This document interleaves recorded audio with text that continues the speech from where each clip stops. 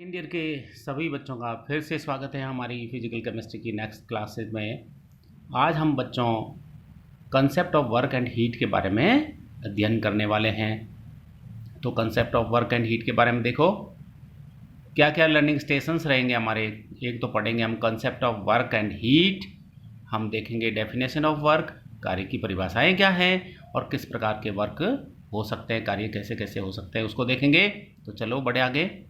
Concept of work and heat. Work and heat both are important quantities in thermodynamics. ऊष्मा गतिकी में कार्य तथा ऊष्मा दोनों ही बहुत महत्वपूर्ण राशियां हैं, इंपॉर्टेंट क्वांटिटीज हैं। क्यों हैं? Because both appear at the boundary of the system. दोनों की दोनों राशियां यानी वर्क एंड हीट दोनों हैं, वो किसी निकाय के बाउंड्री या परिसीमा पर उत्पन्न होती हैं। दोनों की दोनों राशियां यानी कि कार्य तथा ऊष्मा दोनों ही किसी भी निकाय के अवस्था परिवर्तन के दौरान उत्पन्न होती हैं, और कार्य तथा ऊष्मा दोनों ही जो हैं परिपार्श्विक प्रभाव के द्वारा मैनिफेस्ट की जाती हैं, दर्शाई जाती हैं, निकाली जाती है, ज्ञात की जाती हैं। और कार्य तथा ऊष्मा दोनों के दोनों जो हैं बीजीय राशियां हैं, अलजेब्राइक क्वांटिटीज हैं। इसलिए ये दोनों की दोनों राशियां धनात्मक भी हो सकती हैं और ऋणात्मक यानी कि पॉजिटिव और नेगेटिव दोनों हो सकती हैं। और कार्य तथा ऊष्मा दोनों ही जो हैं वो पथ पर निर्भर करती हैं। इसलिए चूंकि ये पथ पर निर्भर करती हैं इसलिए ये अवस्था फलन नहीं है, स्टेट फंक्शन नहीं है। तो इनके 5 बातें बताई। बाउंड्री पर उपस्थित होती है, सिस्टम के अवस्था परिवर्तन के दौरान होती है, सराउंडिंग पर प्रभाव के द्वारा व्यक्त की जाती है, बीजीय राशियां इसलिए धनात्मक और ऋणात्मक दोनों हो सकती हैं, पॉजिटिव और नेगेटिव, और पथ पर निर्भर करती है इसलिए ये अवस्था फलन नहीं है, स्टेट फंक्शन नहीं है। Next slide please.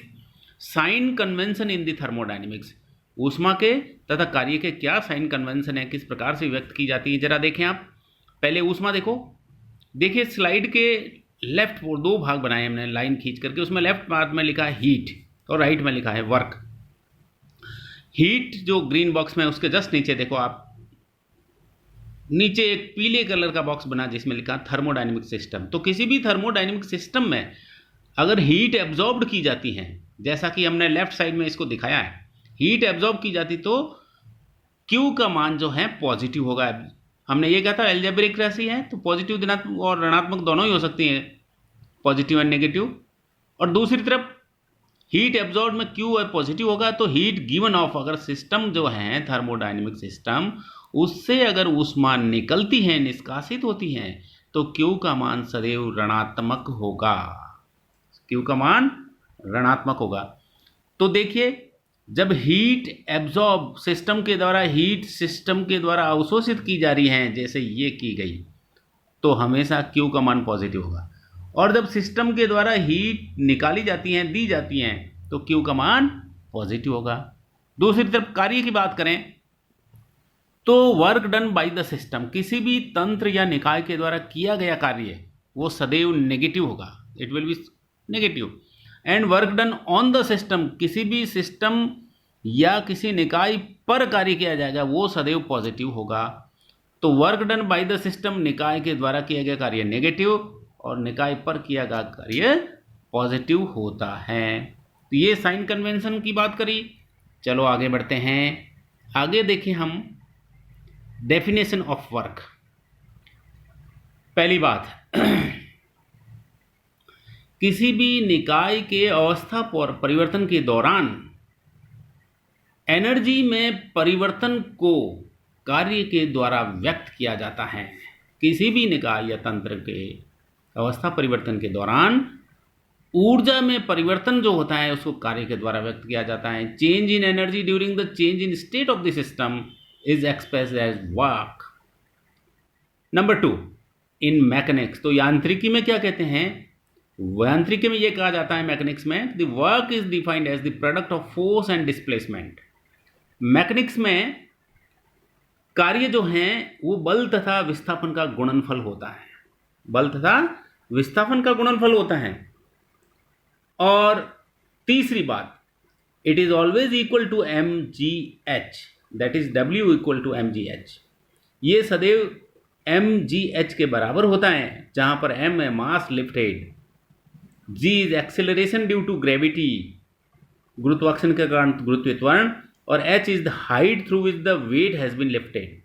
वो हाइट है जहां तक मास या द्रव्यमान की वस्तु को उठाया जाता है। और चौथा, मैकेनिक्स में बता दिया, फोर्स और डिस्प्लेसमेंट के प्रोडक्ट को वर्क कहते हैं। थर्मोडायनेमिक्स में क्या कहते हैं?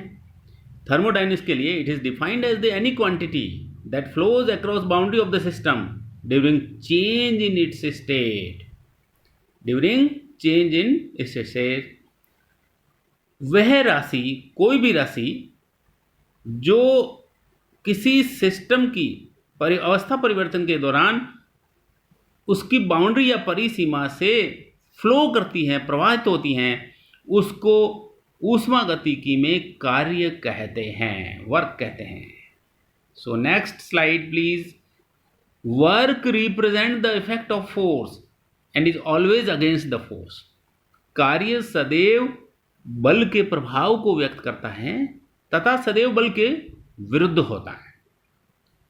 Next point, work is product of two factor. कार्य जो है दो घटकों का, दो गुणांकों का गुणनफल है, दो घटकों का गुणनफल है, इंटेंसिटी फैक्टर तथा कैपेसिटी फैक्टर, तीव्रता गुणांक और दक्षता गुणांक। इंटेंसिटी फैक्टर क्या है? The measure of external force against which work is done. वह बाह्य बल जिसके विरुद्ध कार्य किया जाता है उसको इंटेंसिटी फैक्टर कहते हैं। जबकि the measure of change in system due to doing work against the force, force के विरुद्ध, बल के विरुद्ध कार्य करने में सिस्टम में जो परिवर्तन होता है उसको कहलाता है कैपेसिटी फैक्टर। तो कार्य का हो गया, कार्य की मात्रा जो है वो दो गुणांकों का, दो घटकों का गुणनफल हो गया, जिसको एक को कहते हैं इंटेंसिटी फैक्टर, जो कि एक्सटर्नल फोर्स के अगेंस्ट जो है कार्य करने पर होती है। दूसरा है सिस्टम के में कार्य, बल के विरुद्ध कार्य करने पर सिस्टम में होने वाले परिवर्तन के माप को कहते हैं। तो work is equal to intensity factor multiplied by the capacity factor.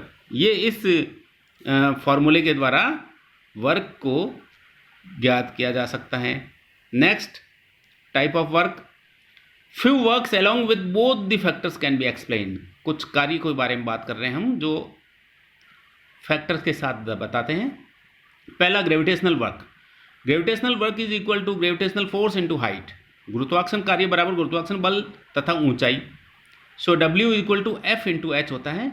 और W को दो तरह से इसकी इकाइयों में दे सकते हैं, dyne into centimetre, height centimetre में, फोर्स डाइन में, तो डाइन सेंटीमीटर इकाई होगी। और ऐसा यूनिट में दे तो W equal to newton into metre, यानी कि जूल के अंदर व्यक्त किया जा सकता है। ठीक बात है। तो हमने इसको दो तरह से व्यक्त कर दिया बहुत आसानी से अपना। तो ग्रेविटेशनल फोर्स की जो बात करी हमने, इसके अंदर F इंटू H होता है फॉर्मूला, और ये आपके CGS यूनिट में, SI यूनिट में जूल के रूप में हो गया। दूसरा है मैकेनिकल वर्क, यांत्रिक कार्य, जो कि बल इंटू विस्थापन के द्वारा दिया जाता है। Mechanical work is equal to force into displacement. So W equal to F into DL, displacement को DL से रिप्रेजेंट किया। तो फिर वही बात आ गई, W equal to dyne into centimetre CGS के अंदर। और SI यूनिट की बात करें तो ये आपका न्यूटन इंटू मीटर, यानी कि जूल के अंदर व्यक्त किया जा सकता है मैकेनिकल वर्क को। अब लेते हैं next slide please. So next slide, तीसरे प्रकार का जो कार्य है उसको कहते हैं एक्सपेंशन वर्क या प्रसार का कार्य। प्रसार कार्य में expansion work is equal to pressure into volume change. प्रसार कार्य इक्वल टू बराबर दाब इंटू आयतन परिवर्तन। तो W equal to P into dV। P जो है प्रेशर है, उसको W equal to dyne centimetre -2 multiplied by centimetre cube. So W equal to dyne centimetre हो गया।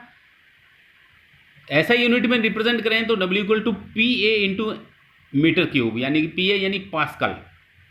और W इक्वल टू पास्कल को हम न्यूटन इंटू मीटर -2 के बराबर भी लिख सकते हैं। So newton metre minus 2 equal to metre cube, so W equal to newton into metre. ये आपका एक्सपेंशन वर्क की एसआई यूनिट के अंदर यूनिट हो गई। चौथा और अंतिम वर्क इलेक्ट्रिकल वर्क या विद्युत कार्य। विद्युत कार्य बराबर potential difference into coulomb. Electrical work equal to potential difference into coulomb. So W is equal to V। Potential difference को हम विभवांतर को V से अब इंगित करते हैं तो W equal to V into Q यानी कि कूलॉम। तो W is equal to volt into ampere second. Potential difference की यूनिट होगी वोल्ट और कूलॉम की होगी ampere second. So W equal to volt into ampere second, तो W equal to volt ampere second यानी कि जूल। तो इस प्रकार से हमने ये सारे के सारे चारों कार्य देखे और कार्य की परिभाषा देखी, कार्य और ऊष्मा की कॉन्सेप्ट को अध्ययन किया। हमारा चैप्टर ये टॉपिक आज यही हम विराम करते हैं। नेक्स्ट टॉपिक नेक्स्ट क्लास में है। Thank you.